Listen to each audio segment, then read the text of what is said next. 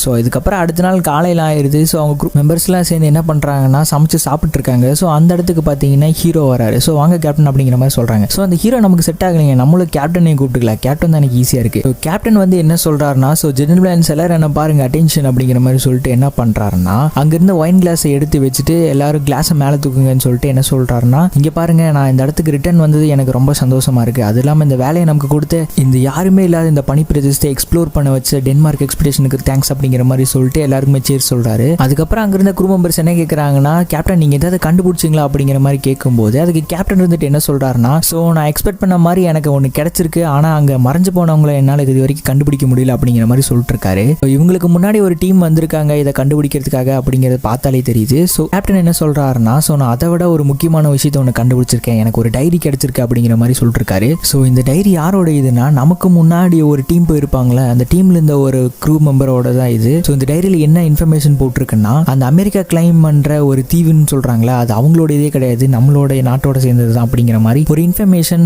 வந்து ஒரு இடத்துல பதுக்கி வச்சிருக்காராமா. அதுதான் ஃபைனல் ரெக்கார்ட்ஸ். அதை பார்த்தீங்கன்னா ஒரு கெயின் அப்படிங்கிற ஒரு இதில் பதுக்கி வச்சிருக்காரு. ஸோ அப்படி சொல்லும்போது கெயின்னா என்ன அப்படின்னு சொல்லிட்டு அந்த குரூ மெம்பர்லேயே இருக்கிற இன்னொருத்தர் கேட்குறாரு. ஸோ இவர் தான் ஒரு செகண்ட் ஹீரோ மாதிரி வச்சுக்கோங்க. ஸோ கெயின்னா என்னன்னு சொல்லிட்டு நான் இப்போ உங்களுக்கு நான் சொல்கிறேன். ஸோ கூகுள்ங்கிற குட்டிச்சாத்தான் என்ன சொல்லுதுன்னு சொல்லிட்டு நம்ம இப்போ பார்க்கலாம். A cairn is a pile of stones that's built for a purpose, such as to mark a boundary, a burial site, or as a memorial.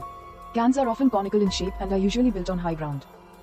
cairn நில அடையாள கட்டுவை.